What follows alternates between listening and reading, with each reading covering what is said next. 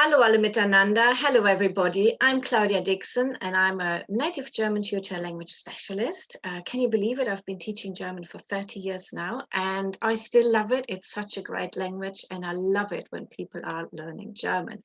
Ich freue mich total, wenn Leute Deutsch lernen. As you've just noticed, I'm going to be doing this video bilingual. So we're doing some English, some German, and I'm going to be sharing some slides with you. All the slides are actually in English, but I'm going to be talking both languages with those slides. Plus there are some German sentences, obviously. So this is the second part of my German sentence structure training. Dies ist der zweite Teil von meinem meinem Training über die deutsche Satzstruktur. Dieses Mal geht es um Fragen, deutsche Fragen. This time it's all about asking German questions in the right way. I'm going to be talking about the different type of questions and how to ask them properly. So, ich werde über die verschiedenen Typen von Fragen sprechen und euch zeigen, wie man sie richtig stellt. Dafür werde ich meinen Bildschirm teilen. For that, I'm going to share my screen with you because I've prepared something already for you. So, die deutsche Satzstruktur, German sentence structure. So, this is module 2. A sentence structure in questions. Also wie gesagt, dieses ist Teil 2, wie man Fragen, also wie man die richtige Satzstruktur in Fragen hat. So, in this module you will learn about the variety of questions, also ihr werdet die verschiedenen Fragetypen kennenlernen. The different ways to form a question. So I didn't actually read that properly, didn't I? I'm so sorry. So it's a variety of question words. So, also sind die Fragewörter, die verschiedenen Fragewörter werde ich mit euch besprechen. Then the different ways to form a question und dann die verschiedenen Wege, wie man eine Frage schreibt oder sagt. Oder eine Frage stellt, wollte ich sagen, eine Frage stellen, to pose a question. Then how this affects the sentence structure, wie sich die Satzstruktur verändert. And again, at the end of it, same as yesterday's video, at the end of it, you can have a couple of sentences out there for you to practice and I would love you to write them in the comments below. So, am Ende des Videos gibt es ein paar Fragen, also ein paar Sätze oder Fragen dieses Mal, die ihr aufschreiben könnt. Und es wäre ganz toll, wenn ihr die in die Kommentare schreiben würdet. Anyway, so here we go. So, first of all, we're starting a question with a question word. So, if you're starting a question with a question word, obviously the question word is at the beginning, if you're starting the question with it. The verb will follow in second place. If you watched yesterday's video, this is exactly what I'm talking about, verb in second place. So, die erste Sache, die wir besprechen werden, ist das Fragewort. Also wir fangen die Frage mit einem Fragewort an und natürlich steht das Fragewort am Anfang der Frage. Und das Verb, wie ich gestern gesagt habe, das Verb steht an zweiter Position. So ist ganz wichtig. Verb in second place. So, now when we're starting a question with a question word, the answers can be quite long or short, but they vary. Yeah, you get a lot more information. Also wenn man eine Frage mit einem Fragewort beantwortet, dann haben die Antworten normalerweise, sie sind informativer. Es gibt viel Information oder es kann viel Information geben. Can be very informative. Aber wenn man if you're starting a question with a verb, then these are your yes and no answers. Also wenn man die Frage mit einem Verb beginnt, dann sind es unsere Ja- und Nein-Antworten. Sie können also sehr kurz sein oder man erweitert es, or you elaborate a little bit, unless they could also be very short. Also, now, let's have a look at the different question words. As you can see, I like my owls in this video. I like forest animals, and I want to add a little bit of fun. And yeah, just something different.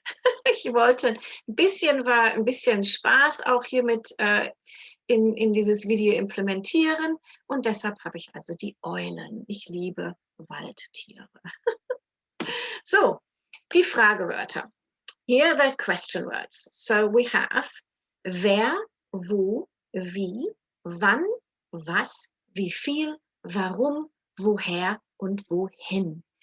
Now, when you're actually pronouncing the question word, make sure your W, that you don't say where, wo, wie, wann, was. Ich kann das kaum sagen. I can't even say it like that. But make sure it's like the English wie, as in very, very. So it's wer, wo, wie, wann, was, wie viel, warum, woher, wohin. So there are our question words. Now, let's go to the first question, starting a question with a question word. So, at the beginning, of course, we have the question word at the beginning. I'm using the question word wohin, where to, wohin. And then again, our very, very simple sentence. Und wieder unseren ganz, ganz, ganz einfachen Satz. Es ist einfach einfacher zu sehen. It's just easier to see. So, wohin gehe ich heute? Literally, it means to where go I today? You know, you could probably, it would make more sense if you say, where are we going today? Wohin gehen wir heute? But I wanted to use the same words as in the previous video to make it just simple. It is about the structure. So we have got this question word at the beginning, verb, as we said before, second place, then the subject, and then the time expression. So, wohin gehe ich heute? Make sure your verb is in second place and then your subject. Yeah? So, das Verb muss an zweiter Stelle stehen und dann kommt das Subjekt. Yeah? So, let's do a couple of other questions as well. So, mit was, what, wann, when und warum, why. So, my typical question, what comes next? Meine typische Frage, was kommt oder was steht an zweiter Stelle? Tada!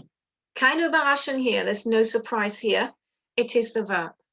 So the verb comes second, the subject comes third, and then whatever else goes with the sentences, with the sentence, so objects. So here we have, was kauft Herr Müller heute? What buys Mr. Müller today, or what does he buy? So in German, I just have the simple kauft. What buys Mr. Müller today? Was kauft Herr Müller heute? Wann arbeitet die Lehrerin in Berlin? When works the teacher, female teacher, watch the IN, in Berlin? Wann arbeitet die Lehrerin in Berlin? Und warum lernen wir Deutsch? Why learn we German? Not why do we learn German? In German we just say why learn we German? Warum lernen wir Deutsch? Yeah, so the question word at the beginning, second place, the verb. An zweiter Stelle steht das Verb. I think I've said it loads of times now, isn't it? Ich habe das total oft jetzt gesagt. An zweiter Stelle steht das Verb. So, now let's start the question with the verb. Now, as you can imagine, this is the only time when you actually start a sentence with a verb. And that is a question when the question starts with a verb. Needless to say, we have to have the verb in first place. Ja, also das ist die einzige Situation, wo es ein Verb an erster Stelle gibt. Und das ist nur, wenn man die Frage mit einem Verb anfängt. Ja, as I've written down here, the verbs in a sentence are in second place. In a question, they can be in second place with a question word, like we've just seen, or at the beginning. This is the one time where you can have the verb at the beginning. Now, what comes next would be the subject, as before, and then we have the time expression. Obviously, no question word here. So, gehe ich heute? Again, perhaps a little bit of an odd sentence, but I wanted to use the same words. Vielleicht ein bisschen ein seltsamer Satz, aber ich wollte einfach die gleichen Worte benutzen. Also, gehe ich heute? Literally, go I today? A little bit better, would you, am I going today? Again, it would work better probably with wir. Gehen wir heute? Are we going today? Yeah, but here I've just said simply, just to keep in line with the other examples, gehe ich heute? Yeah, verb in first place, then subject, and then whichever object you have. So let's do the other questions as well, the other sentences, questions. Lasst uns die anderen auch machen. Und zwar fangen wir wieder mit dem Verb an. We start again with a verb. Second place comes the subject. And then come the others, the time and the object.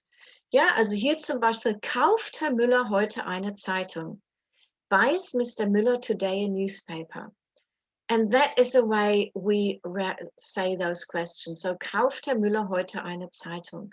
Very often when you're translating it from English, because you would say, is Mr. Müller buying a newspaper? A lot of times people want to say, ist kauft? But we don't have the ist here. We don't need the verb. We just have the main verb, which is kauft.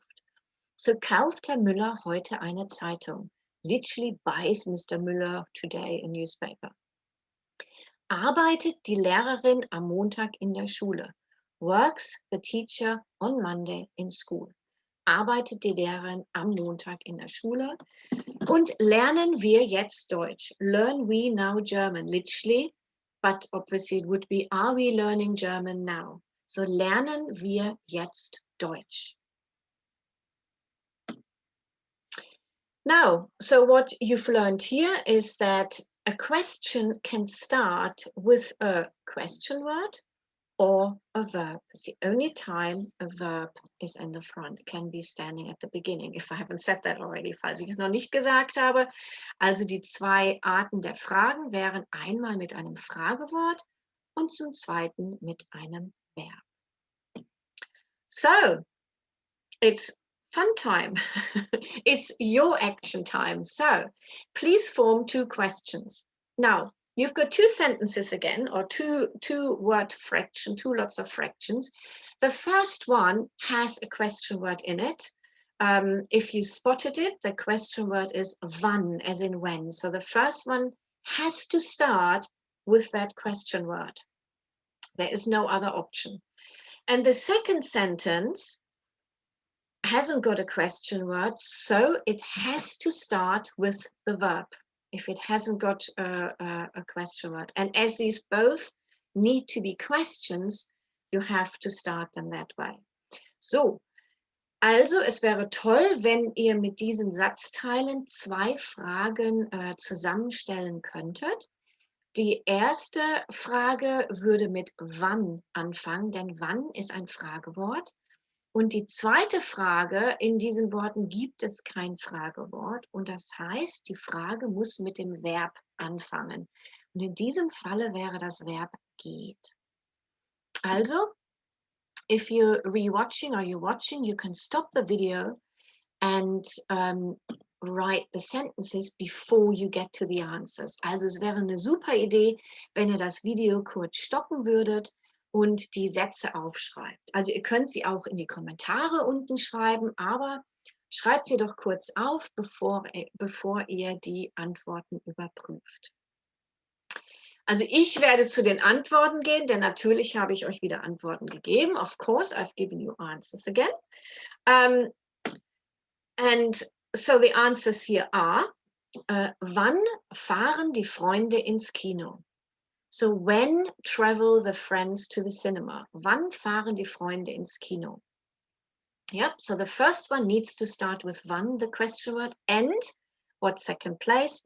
The verb has to be second place. So you cannot say wann die Freunde fahren. You've got to say wann fahren die Freunde ins Kino?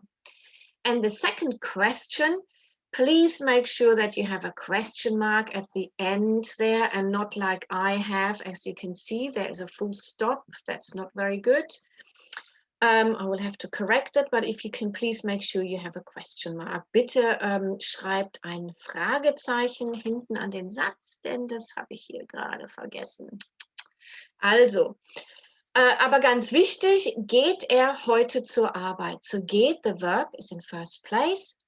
Er, so the subject, and heute zur Arbeit. So geht er heute zur Arbeit? Literally, goes he today to work? So is he going to work today?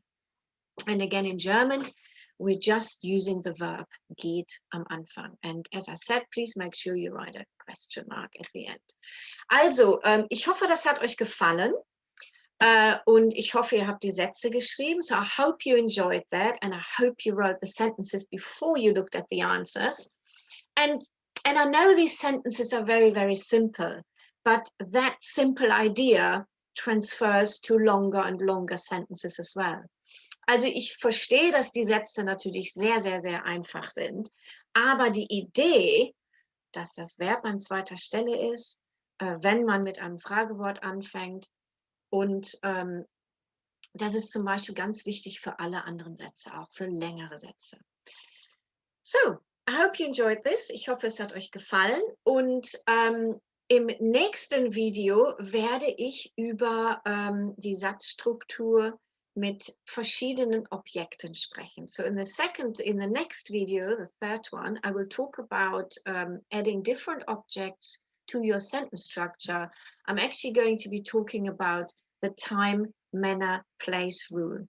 Ja, ich werde über die Regel mit dem Zeitobjekt, dem wie man etwas macht Objekt und dem Ortsobjekt besprechen oder Platzobjekt besprechen.